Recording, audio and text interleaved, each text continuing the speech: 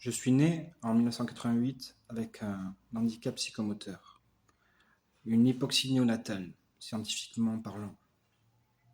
C'est un manque d'oxygène au cerveau qui a créé un trouble psychomoteur droit.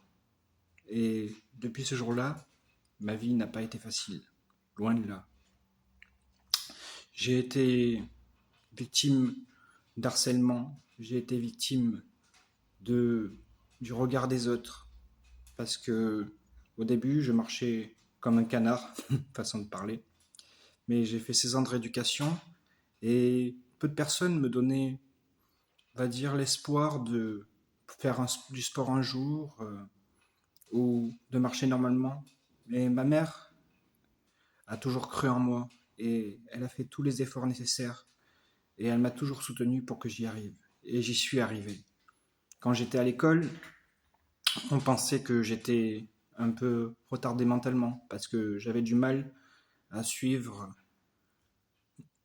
et à écrire comme tous les autres. Mais en fait, intellectuellement, tout allait bien. C'est juste que psychologiquement, c'était tellement difficile que parfois, mon esprit lâchait.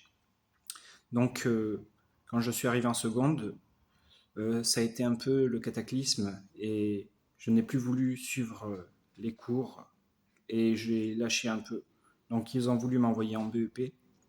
Mais la chose, c'est que ma mère ne m'a pas lâché. Elle m'a dit, tu vas continuer mon fils et tu vas y arriver.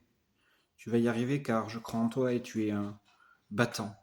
Et elle avait raison, parce que malgré des années d'errance, j'ai fini par décrocher un master de droit et j'ai préparé le concours d'entrée à l'école des avocats. Finalement, le destin m'a souri et j'ai eu la chance de décrocher un travail dont je gagne bien ma vie.